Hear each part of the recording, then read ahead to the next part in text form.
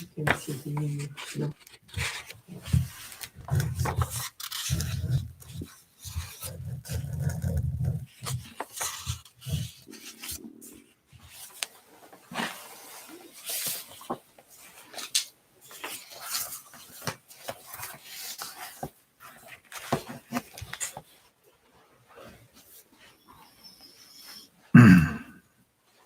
Shradhavan anasuryaschcha shrunad api yo naraha sopi muktaha subhamu logan prapnuyat punya karmanam. He who hears this full of faith and free from ridicule, even he, liberated from evil or ignorance, shall attain the auspicious regions of those who are righteous. So there's a question, something like, what is it that binds us, as it were, to the body? So the standard answer, really, that I gave is we have to consider that the human, what we call I, a compound of mind and matter, should be considered to be in layers. And we should study the human as we study, or as a medical student studies the human body. The dermatological man, skeletal man, the circulatory man, lymphatic man. It's not that there are three or four different things, but we can, for convenience, peel away the layers. And so in this way, we are a composite. We think we're one single unit, but the truth is we're a composite. And when you think, the marvel of it, how we can consciously assert an individuality, knowing in the light of modern science that what we call a human body is ultimately an atomic structure. We can break it down in stages and steps of subtlety and say that it's something that is made from chemical materials that has the potentiality to release energy through a very complex cellular process involving phosphates. And then more subtle than that will be the energy that is necessary to do that. So that energy is there, physical body is there, made from food, energetic body is there, we can say behind it. And if you like, behind that will be something like a mind, loosely called a mind, a whole engine, if you will, which is an internal instrument called antakarana, and that has so many different parts. So those parts are necessary for it to function.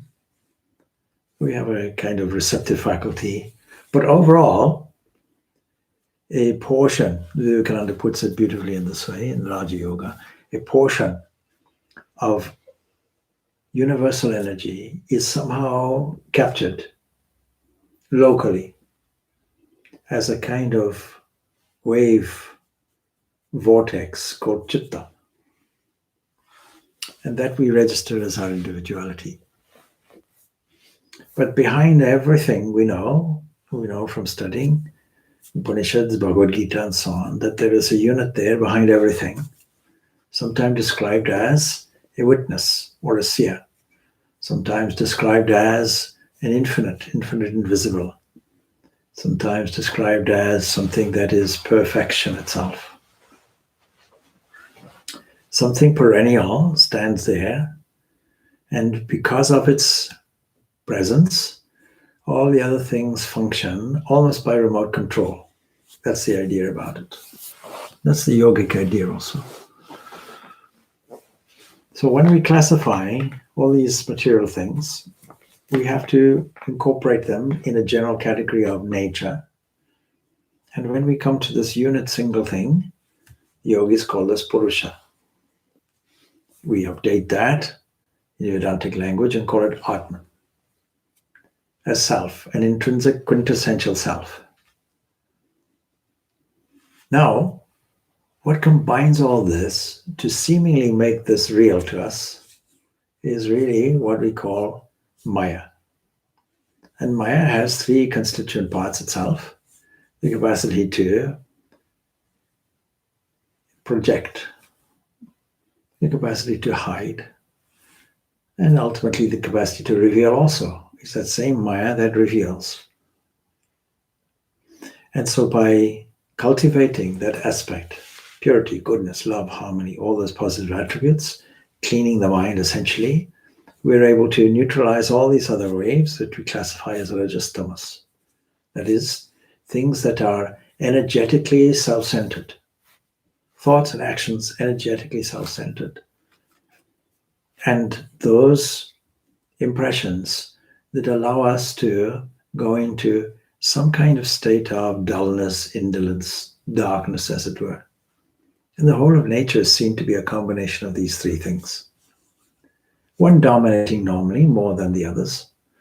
We can see that. And that's the key to what we classify as evolution. Evolutionary progress is just the stressing of one of these factors more than the other, overriding the other.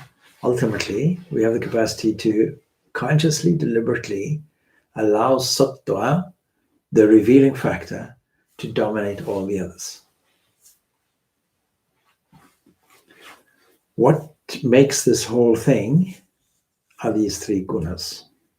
What makes an individual, so-called individual attachment, is a certain individual drive, a certain accumulation of experience that carries over and wants to get the corresponding instrumentation for it.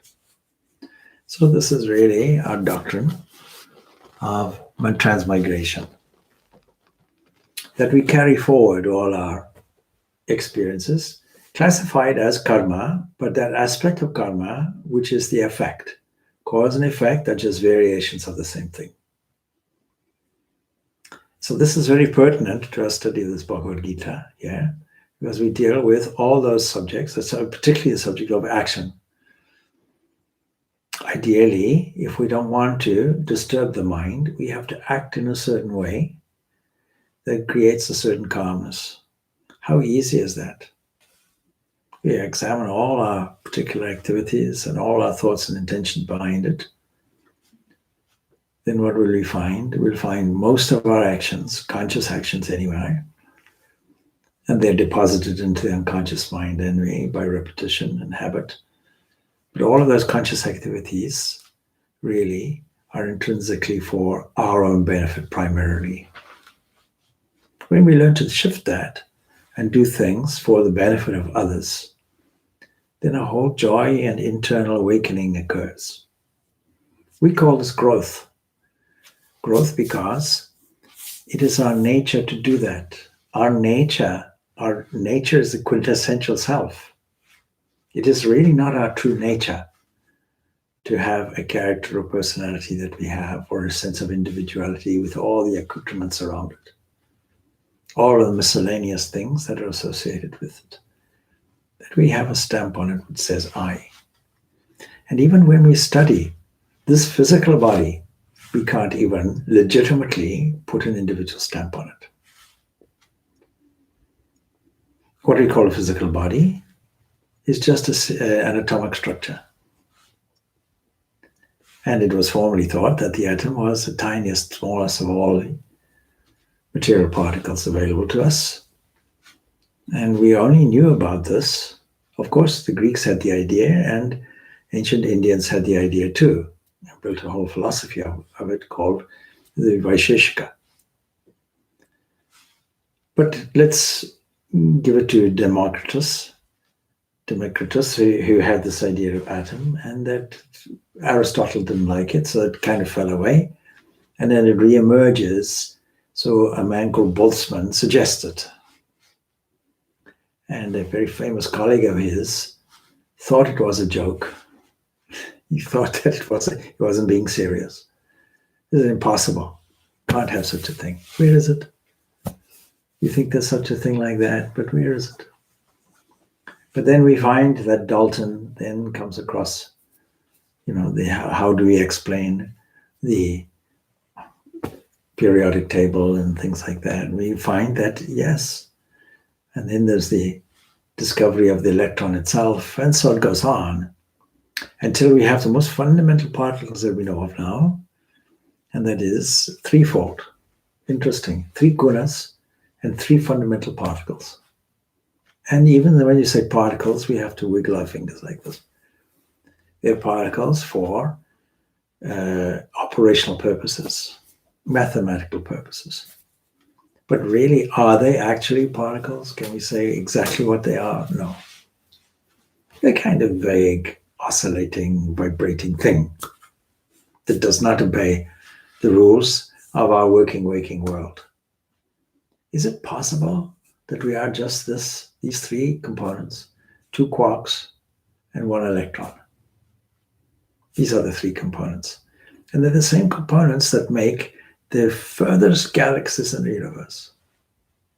They're the same components that work in the sun, the same components in water, same components in air, same components in gas, the same components in supernova, the same galaxy, the same components, no matter how far away you go. Same components are there. Imagine, out of these three simple things, fundamental things. How is it, and an extension to your question, that we are able to identify with this here and now instead of the whole atomic structure of the universe? If it is assumed that this is all we are, as materialists will assume, then the question arises, how is it that we identify ourselves in this way and not with the entire subatomic structure of the entire universe? Now you think that these are 3 fundamental things, but no. Actually, we have to go a little bit more subtle. And what is that subtlety? That subtlety is what we might call a field, a quantum field of anything in particular. Yes, possibilities. See the vagueness of it. All of this language really is the language of Maya. Something is unknown, unknowable. It's neither existent nor non-existent. This is the language of it. See? So this is the mystery. And all we can say about it is, consider it to be like a kind of a play or a drama, a sport. Knowing that this serious world that we operate within, that is given to us, as it were, and in a sense created by us, is all dissolvable. What we call death is just the dissolution of some of the dissolving components. The human body can dissolve. But energy with it cannot really dissolve in the same way because it simply joins energy which is universal. But there is a certain memory that is retained. And that retention of memory carries with it an urge for freedom that we cannot escape. Why that urge is there is because our own nature is already free, is already full, is already perfect. Nothing to achieve, nothing to attain. Now we can find out the passage from the Bhagavad Gita that picks up this subject very beautifully. It's something that we said before. We'll just remind you of it. You see. So the question arises from a previous passage that we should hope for nothing and so on. The accomplished person who accelerates this growth, called a yogi, and manages to do everything everybody does, but escape the binding element of it. How so? is because this binding element is born from desire. A desire which is based on this sense of individuality, a sense that we never feel full and complete. We never feel fulfilled. And we normally resort to some habitual things to try and get that fulfillment. It'll be different things for different people. And we have to be very careful in this modern society because there are things which can fuel technological sources that can fuel those desires even more. It's very easy if you feel in the first world, or developing world, or developed world, I should say, different in the developing world. If you feel a little peckish, a little hungry, see, what you classify as hunger might just be a desire rising for a certain flavor, and that has a psychological connection to some kind of internal psychological gap that is felt. A kind of need for a compensation somewhere. It's very easy to go within 5, 10, 15 minutes and purchase something. Most people have the capacity to do that in the first world. And then if you don't have any job, most first world countries will supplement by a means of taxation, which goes into a social security system, and you're looked after. Health-wise, you're looked after. Food-wise, you're looked after.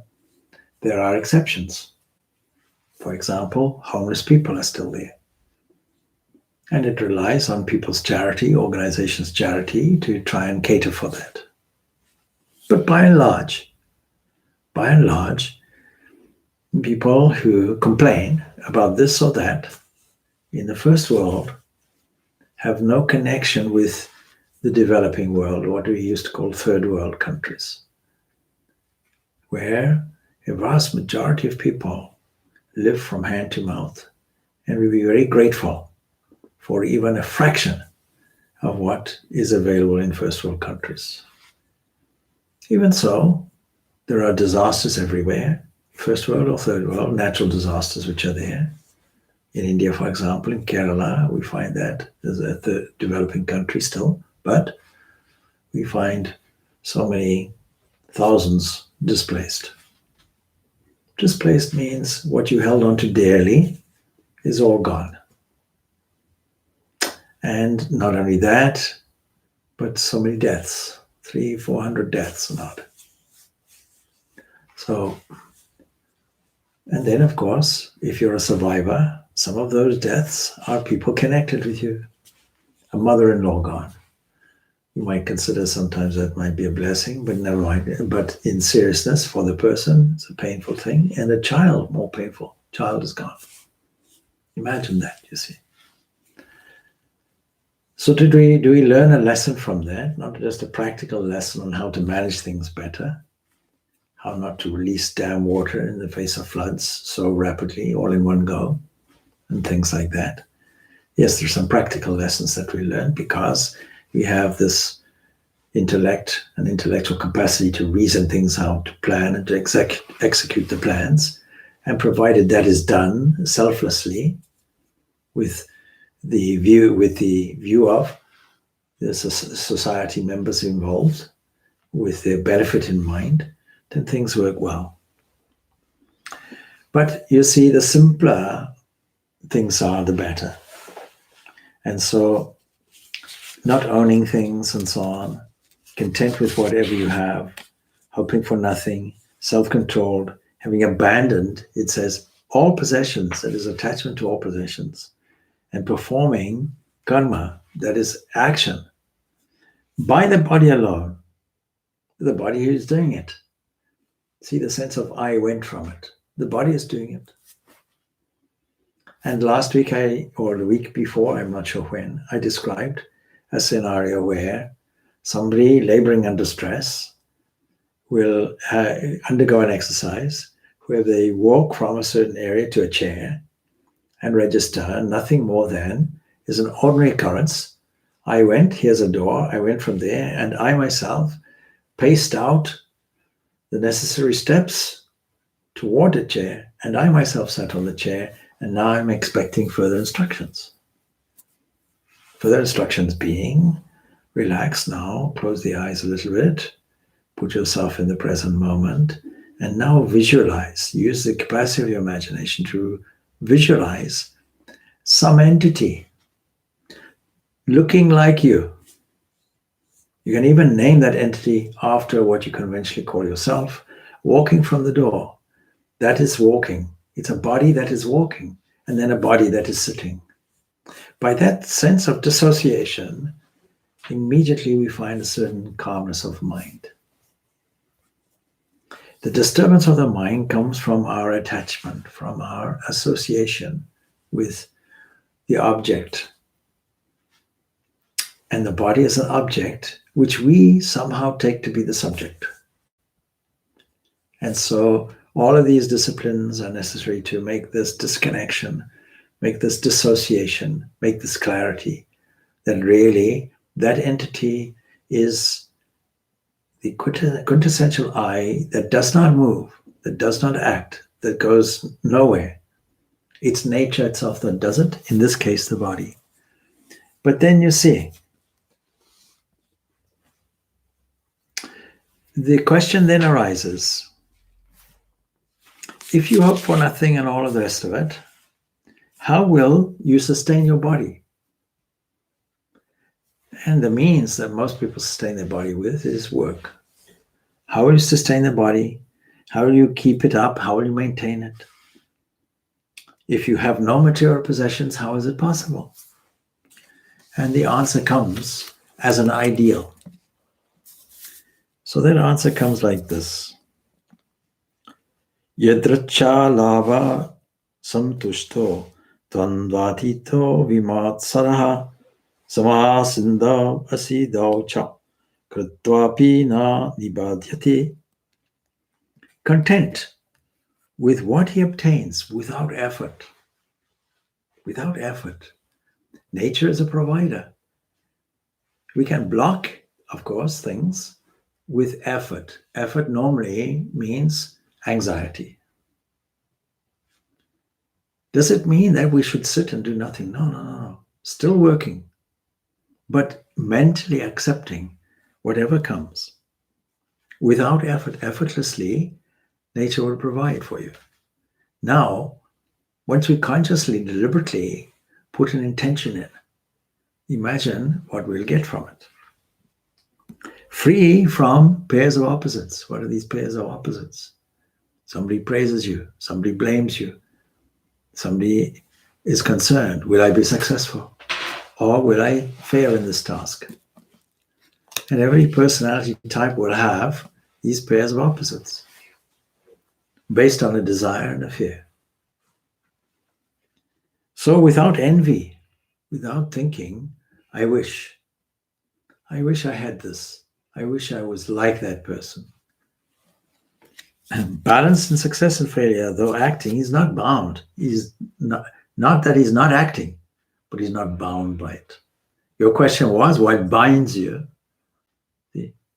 Well, what frees you is this attitude of non-identification with the subject, the object, but identification with the subject. So it's egoism really that prompts the action-bound man to procure for bodily needs.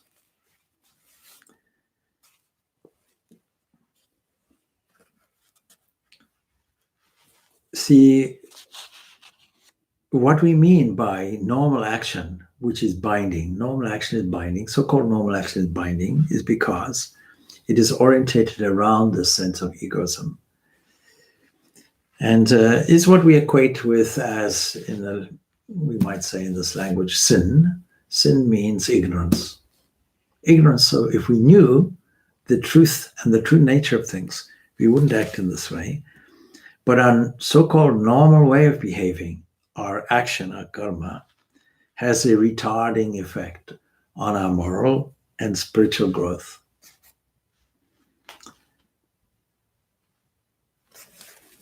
imagine now if you were able to assess all these things, all the various pulls and pushes within the mind, and see of them, can we select the ones which address only our needs, maintenance of the body, make our life very, very simple. As an ideal, make our life very, very simple and say, food is our fuel. Food is the fuel that energizes an earth car called the body. Think of it in this way.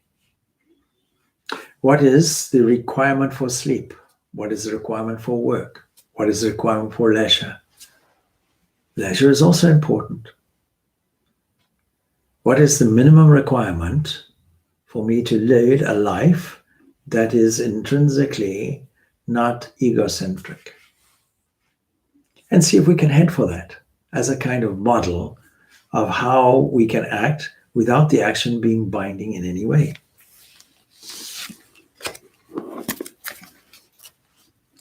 Gata sangasya muktasya jnana vashtit chetasah jnanaya charataha karma samagram pravaliyate.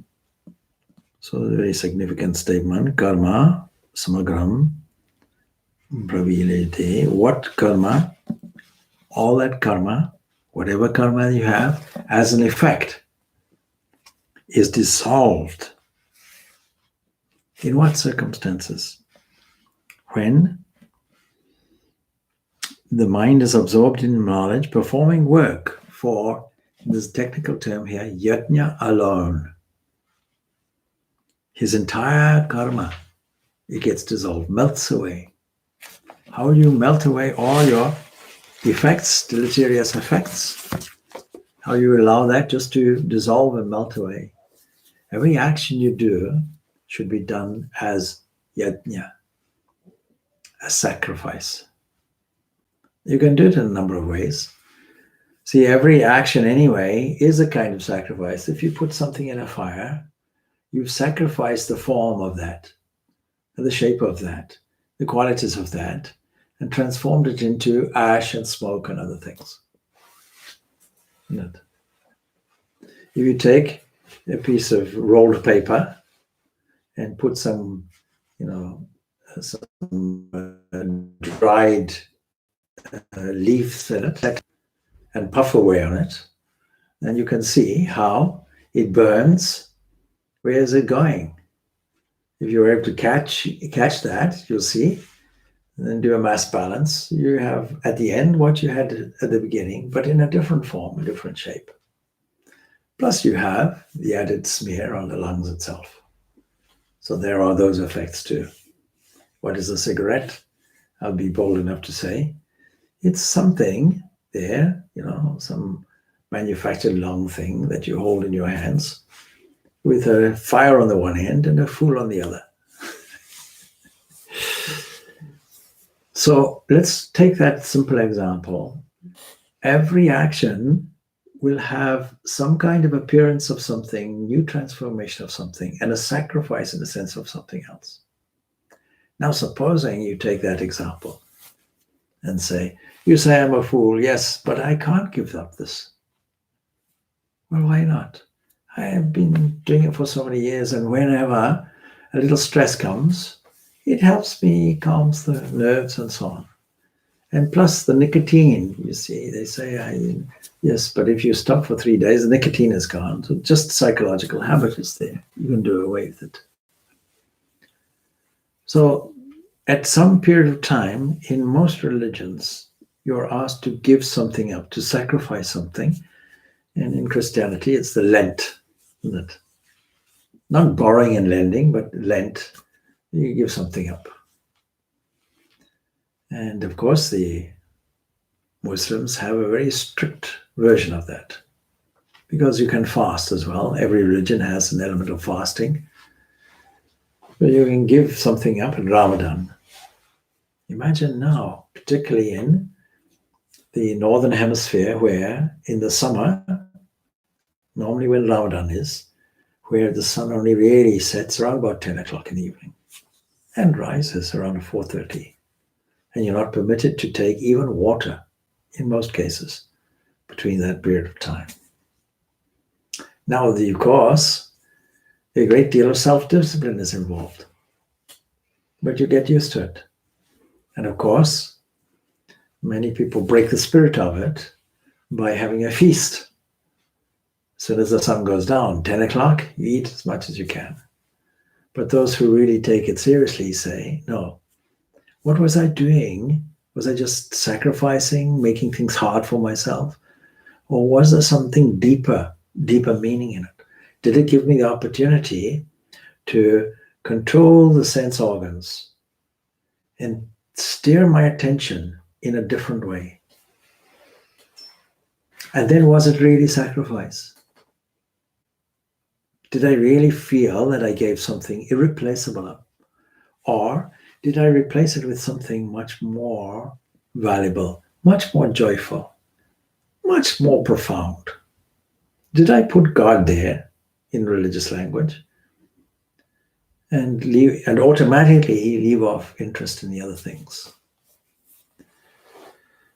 As soon as we realize the nature of the world, the nature of the material universe, and see how shallow and hollow it is, as soon as we realize that, as soon as the penny drops, then we automatically have no attraction toward it. No more than we still have an attraction toward the toys of our childhood or the possessions of our childhood. See how children can fight over a plastic bag. You give a child, say, 1 year, a 1-year-old, some present, they might throw the present away and think that the packet is superior. But as time goes on, we reverse that decision and think, no, the contents of the package is the thing I want. But a child doesn't know it. So you may say that as the child grows older, they gave up paper packages and went for something better. As soon as you put something better in, the other thing goes off by itself, easily and naturally. So, of one unattached, liberated, freed from any restrictions, means freed from any desire for oneself. With, not just there, but with the mind absorbed in knowledge, as opposed to absorbed in ignorance. Ignorance, a wrong interpretation of my life, of my actions, of my environment, of my meaning, of my purpose.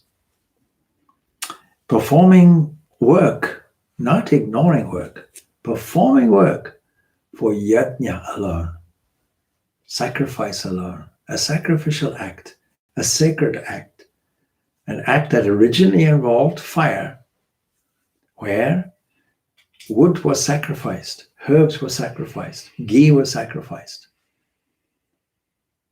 in order to refine the mind, bring the mind in a higher way. The whole idea of sacrifice, self-sacrifice, something that we admire automatically, spontaneously. When we see lives of saints, or even noble lives, we don't know if they were saintly or not. Let's take, for example, contemporary heroes, people who sacrifice everything for another. Let's take even our own sister Nivedita. Why she was called dedicated? Because dedication is sacrifice, is yajna. Being dedicated to something means I give this. She gave her all for India. See, the oft-told phrase. She gave her all for India. That was her epitaph also. She gave her all for India. Body, mind, soul, everything for India, for a cause. For a country, for a people. In her mind, no difference between that and the divine presence within the people, the divine presence within a country that would disseminate these profound teachings of wisdom to the whole world. And so with it, the effect of harmony. So we recently had Pope Francis visiting, and you can't avoid a sense of harmony. Even though people hold on to their own precious particular beliefs and cultural standards and norms that they have, still the world is too small to do that 100%. So on Friday, there was an interfaith reflection and prayer held at Christchurch Cathedral, and to do with the environment. See, I'll give you some examples. One is a little critical. So there was a candle there that they lit as a symbol for our reverence of Mother Earth and our intention to do something different for the environment.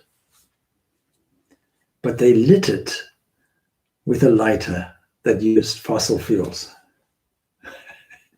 As soon as they brought it out, I winced, because there's no attention to the detail of it. There's no awareness about what you're doing. This yajna requires awareness. Awareness of every action. What am I doing? A form of concentration. See? So this detachment, the yogis call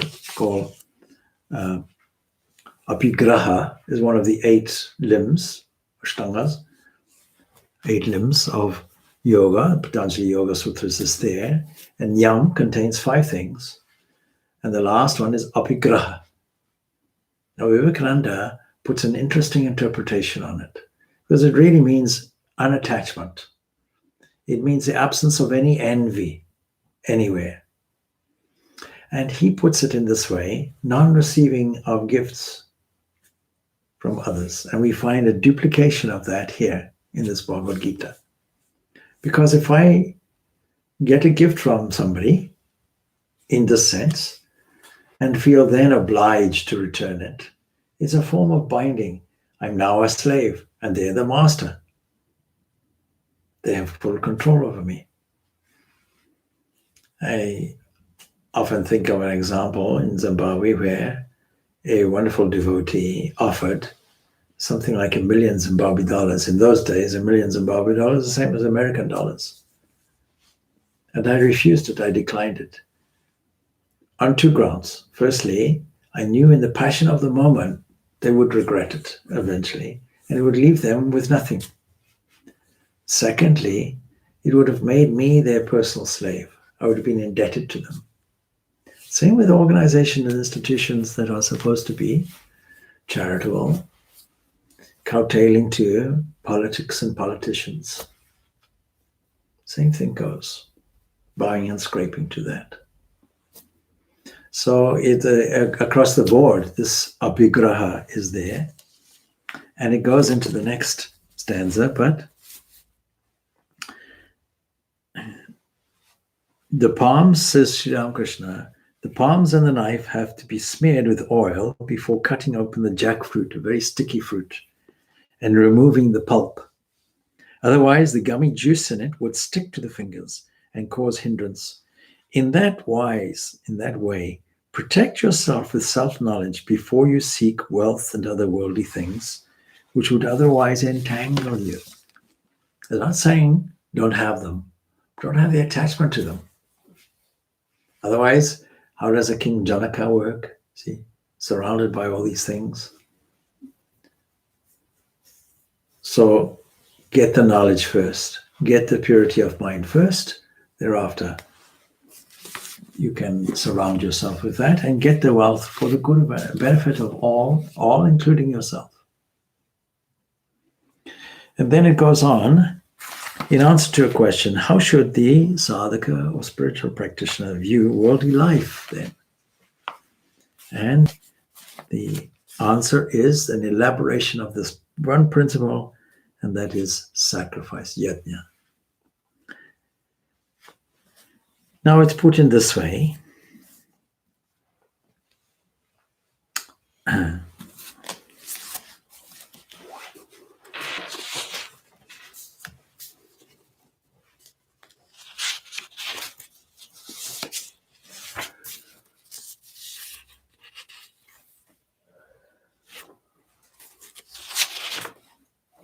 Okay, so let's put in this way.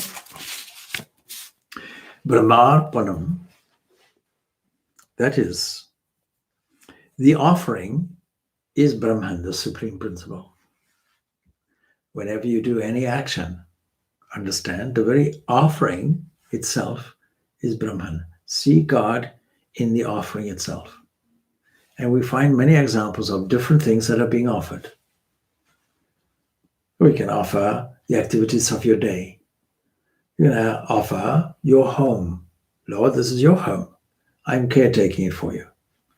You offer the body. Lord, this is your body. You gave it to me in order to manage it on your behalf. So let me offer that by detaching from it, offer it as a sacrifice and offering. When we eat food, do it as an offering.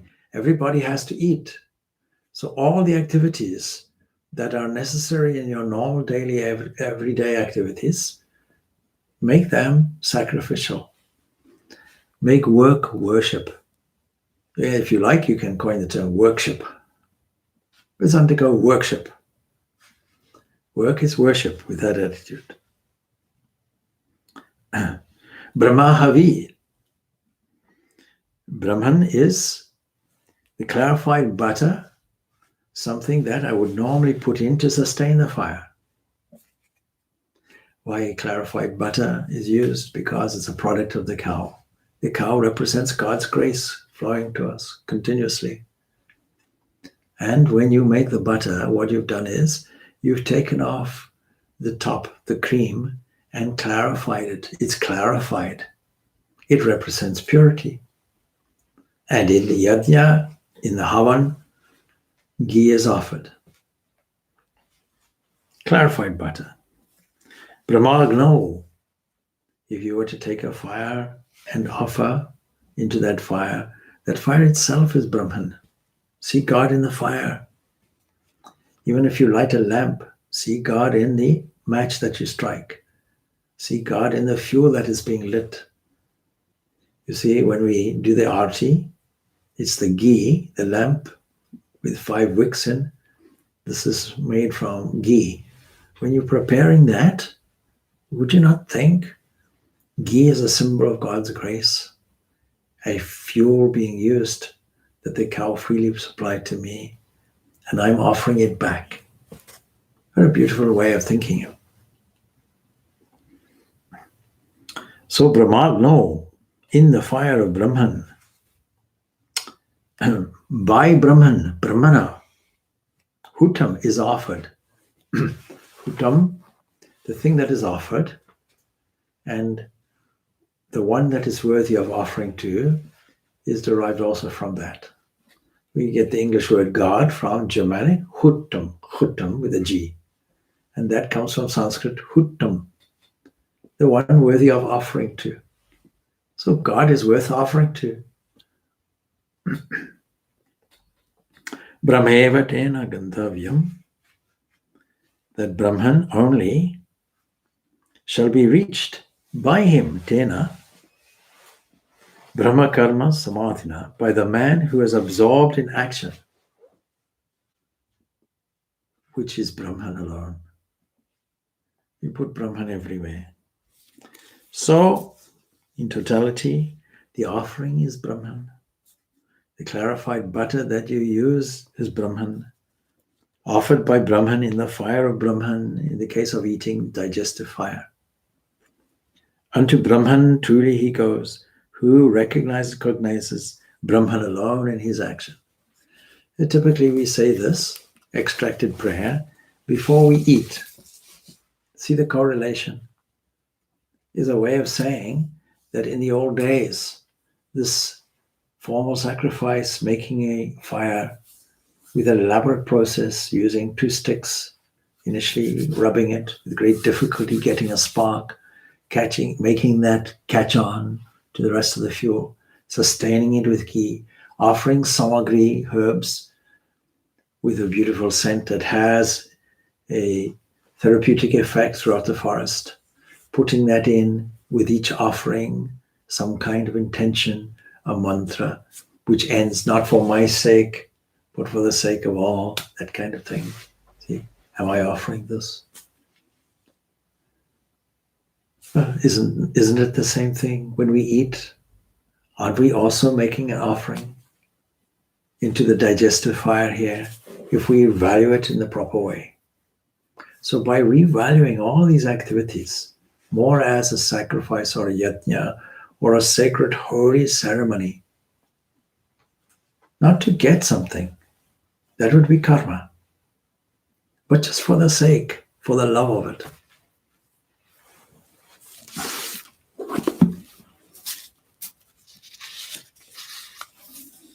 Consuming the daily food regularly is obligatory, can't avoid it. Including the enlightened, they also have to eat. The food, the eater of it, the digestion, all these are mere modifications of Brahman. That's the understanding we have to have. And even as the waves of the sea, the one established in Brahmavasta, in this way attains Brahman. Brahmavasta, a cognizance, see, a consciousness, an awareness of Brahman in all these activities. Devam eva pare yajnam yoginaha paryabhasati brahmajnao apare yajnam jnanenai go pajojyati. Some yogis perform sacrifices. Those who want to aspire, those who are involved in this growth, perform sacrifices for the illuminating factors that we call devas alone, as a thanks to the cosmic forces, which also are Brahman, while others offer the self, the body, as sacrifice by the body, truly in the fire of Brahman. This solemn act is called yajna, is called jnana yajna, sacrificing knowledge. Others will offer hearing and other senses as sacrifice in the fire of restraint, while others offer sound and other sense objects as sacrifice in the fire of the senses. Shrotradini triyanyanye samyam agnisho juvati shabdadin Vishayan anya indriya nisho juvati. Some offer, see, what is it? Shrotradini indriyani, the organ of hearing. Whatever you hear, Lord, there you are. I offer that to you. And other senses in the sacrifice and fire of self-restraint. The Holy Mother did a wonderful five-fold fire sacrifice, sitting on a veranda, sitting on a roof, surrounded by 4 fires, the 5th being the sun itself in the heat of the day. Did that day after day. Imagine what level of self-restraint is necessary.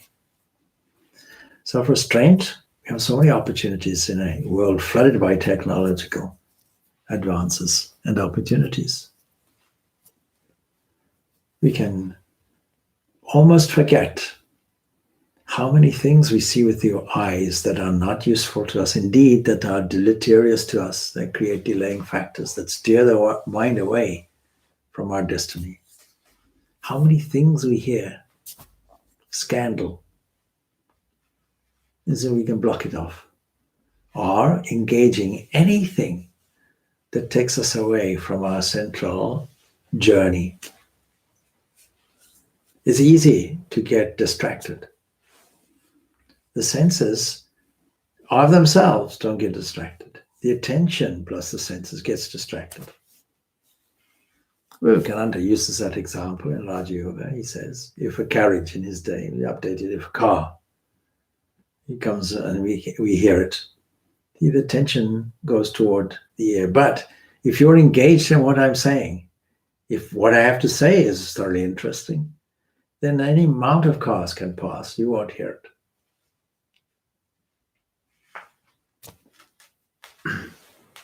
So these are variations of sacrifices that can be done. and sense objects as sacrifices. The senses and the objects of the senses, they can all be offered in the sacrifice. Sacrifice of self-restraint. Now, there are two methods of sacrifice. One is, for example, self-control, restraining, like horses is the example used in Katha Upanishad and here in the Bhagavad Gita, like horses being restrained. The senses are like horses, the intellect, the reins, and that's how we control the mind. The charioteer is the intellect deciding what to do, the controlling entity. And the passenger, we can see the scenario that Krishna and Arjuna are in. Krishna has volunteered to be the charioteer. So in that way, we find this symbolism, we find this analogy presented in the whole of the Bhagavad Gita. We can choose to restrain the senses in self-control. This is a negative way, but the other way is sense sublimation, to offer the senses in a positive way. One is restraining, pushing it down. The other one is transforming it into a garland of flowers. You get the idea. One is negative, one is positive. And both can be used, but the most useful one would be sublimation. Sublimation is a very useful way of doing it. And others again offer all the actions of the senses and the functions of the life energy as a sacrifice in the fire of self-control that is kindled by knowledge. See what we call the mind as a category of elemental stuff is a combination of sentient and insentient. It's a habit today to think that brain is mind, but brain is just matter. Electrically charged in different ways, no doubt. So the brain is fired up. But after all it is taking the electricity from the electrical field and making a compatibility with the wiring. And the two join together. One is insentient, the other is sentient because I can be aware of what is going on in the mind. I can be aware of what I think. I can be aware of what suddenly, if I'm careful about it, what suddenly is coming up in the mind. I can halt it. I can review it. I can replace it. I can cogitate about it. I can evaluate it. I can make decisions about it. All of this reviewing and replacement process is all within my capacity. That's a sentient entity that's doing it in an environment which is intrinsically, atomically insentient. Atoms are atoms. Same atoms, I come back to that question. Same atoms. Derivatives of the simplest hydrogen atom. When you add electrons, make different combinations and bindings and all of these things, through electrical energy, we get different things. We get carbon, we get all the other molecular elements that we know of. All right.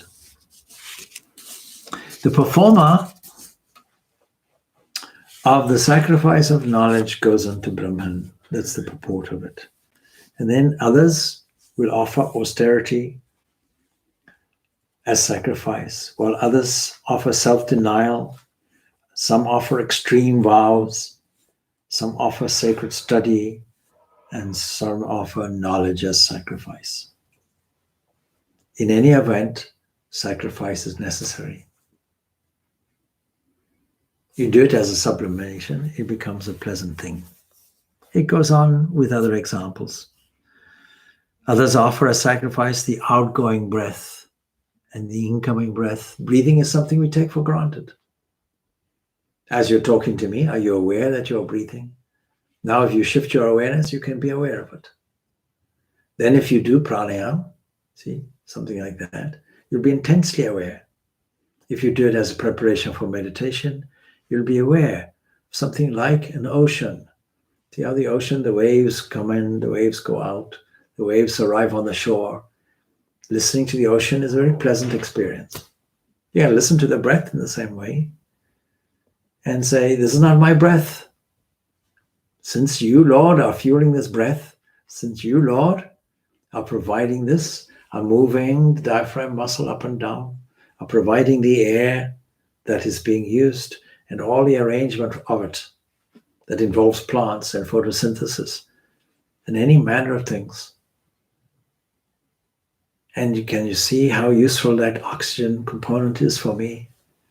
More than the oxygen component. If you give somebody pure oxygen, it doesn't have the same effect as giving them oxygen and air mixture. Nitrogen is part of it and so on.